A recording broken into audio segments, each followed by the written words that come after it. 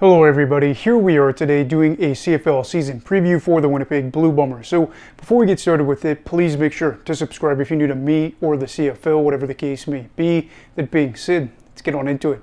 So last year proved to be a pretty good year for Winnipeg once again as they went 14-4. They made it to the Grey Cup for a fourth straight season. However, they ended up losing to the Montreal Alouettes, sparking talk yet again about another opportunity wasted to become a CFL dynasty. Should be potentially a four-time Grey Cup champions and win 4 in a row. However, they have not won one since 2021. So with it being talked about, what are some storylines for this season? So the first talking point is what can you do without Drew? So Drew Brown is a quarterback that is now on the Ottawa Redblacks. Now this in part is just like every other sport. Winnipeg had a good young quarterback that was probably going to get an opportunity somewhere else. So Winnipeg ended up trading him to Ottawa to kind of speed the process up a bit, knowing they couldn't keep him. Last year was a really good year for Drew as he ended up having 983 passing yards and 9 passing touchdowns, to 0 interceptions on the year. He's 27 years old. Is he going to be a future star? I think that's kind of the question for this season, but he is gone, and he's somebody that served well as a backup to Zach Collaros. Now, Collaros has missed time before with injuries, and this is kind of a big concern. On top of that, too, you have Jamarcus Hardrick that ended up leaving to Saskatchewan, and obviously good for him to be able to get a nice contract, but you have kind of a trifecta here of things going wrong as a good young quarterback is leaving. Your quarterback that you have now, while still a good player, is older and also been injured before, and a big part of your offensive line that has been part of this success in recent years is now on your biggest rival. Kind of one of those situations where you're not really thrilled about how this has gone for them in the offseason. But we are well aware of the fact that this is how things work in the sports world and just in life in general, as Winnipeg has been in a really good spot for a long time, but they continue to lose pieces from the Grey Cup teams. One thing that's interesting, though, when you're looking at who's probably going to be the backup for them at the moment, at least from what I am seeing and what I'm reading, is Chris Trevler, guy that was part of one of their previous Grey Cup teams, the 2019 team. He was, again, part of that group before going south to play in the NFL, was there for a little bit, with the Arizona Cardinals and the New York Jets. I don't really follow the NFL a whole lot, but he is now back across the border, and this is where things are going to get fun because Trevler is more of that running quarterback, but he has had some time in the NFL to throw and get a little bit more experience there. He's going to be more of a running quarterback here, but he could potentially be a better passer than he was when he was here back in 2019. But if we are being honest, this is more about hoping that Winnipeg can be able to have Zach Collaros be healthy and not have to have Strevler be that guy. Because I do still think they could be a team that is good, even if Collaros goes down, because anybody could go in there theoretically and have a Brown-like season or something similar where they keep things going well. But you are more concerned with playoff positioning, and if you lose Collaros, Strevler is not Brown, at least from what we saw last year. So this is going to be a storyline you need to watch out for, especially if Winnipeg is, slipping, I guess. So the second talking point is, can Winnipeg be the top dog in the league this season?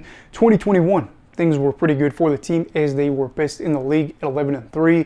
2022, again, best in the league when they went 15-3. And then last year they had the second best record in the league at 14-4.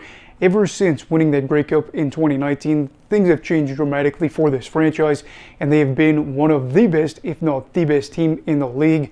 Multiple championships, great record. They are a team that's going to put on a show, and Winnipeg fans have a reason to go to those games. However, obviously last year we talked about them dropping from first to second. That is a talking point, and every year they get older. But I'm going to flip the script a little bit here and say, what are they going to do in terms of being even better and being the top team in the league? Not saying it's a guarantee, but Toronto, we've already talked about before in the Montreal season preview, and just with the Chad Kelly suspension that we did a video over recently, actually about a month ago. Toronto probably should be worse than 16-2. If they're anywhere near that by the end of the year, if they're 15-3, I will be shocked, which means Winnipeg and a couple of other teams are probably going to be competing for the top spot. Now, maybe Toronto is one of those teams, but let's look at Montreal. They won 11-7 last year.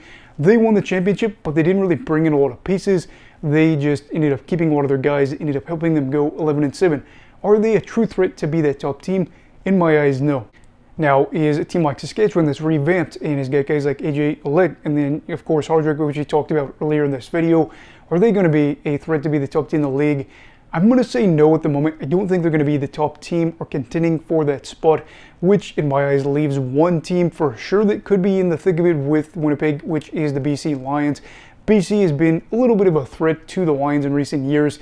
However, the Blue Bombers have still been able to say, hey, we're at the top and your place is below us. Come playoff time, you're just not going to be able to get a win. And right now, I would say that Winnipeg probably has the best odds of being that top team. And if we're being honest, I think that a lot of people, including, online betting services and things like that, would pick Winnipeg as being the favorite to win the title.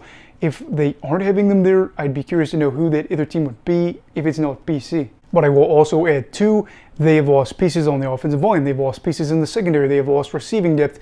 All of those things are going to hurt, and they are a year older. So this is going to be fun, because if they end up having a really good year where they are the top team in the league, they are a veteran group that would be able to say, yeah, we're still top dogs, even though we're getting a year older.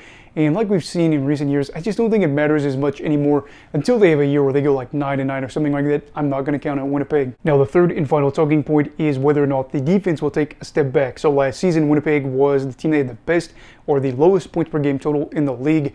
They had the third most sacks, and they were just a side that was able to go out there and again get the job done. Now, the 2021 team was incredibly good. This year, or this past season, I should say, wasn't as dominant.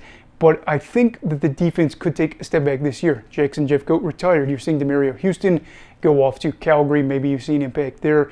And isn't Winston Rose still a free agent at the moment? I'm not really sure. Seems like there's conflicting reports online. And I don't really trust the roster thing because online, sometimes they don't update that all the time. So I'm not sure. Maybe he is on there. I haven't really watched any of their preseason games because, again, I've been really busy. But there is that. On top of that, too, Adam Bighill, linebacker for them, that's played, a lot of games and been a big-time player for them during all this, is going to be out in the early parts of the year. That is where I do think the defense could see themselves step back a little bit. They've got a new defensive coordinator, that being Jordan Younger. He was their defensive back coach for a little bit, and he is going to be taking on this new role. So you have injuries, retirement, you have guys leaving in free agency, guys that are still free agents, potentially, and then a new defensive coordinator, all kind of gelling together to where you could see this team early on in the year especially struggle to not allow big plays or to get the schemes right, things of that nature.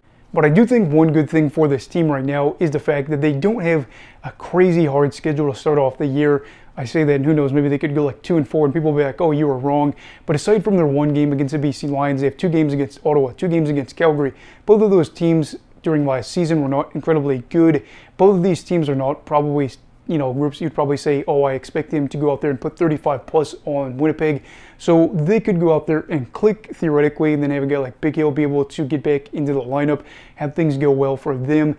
And I think at the same time, too, looking at some other things, they are probably going to be able to just get better as the year goes along and maybe make a addition through a trade if they want to be able to say, oh, we are slipping a little bit, but we might want to go out there and make a big move in order to guarantee another Grey Cup appearance and maybe get us that 3rd championship. Now I know things in the CFL are weird where the trade deadline is not nearly anywhere close to being as juicy as other leagues, but Winnipeg is probably one of those teams that could get a little bit more aggressive in terms of what they want to do, especially if the defense is taking a step back. So I guess my whole parting thing with that whole storyline there is the defense could be worse, and I do expect it to maybe be a little bit worse in terms of allowing more points and things of that nature.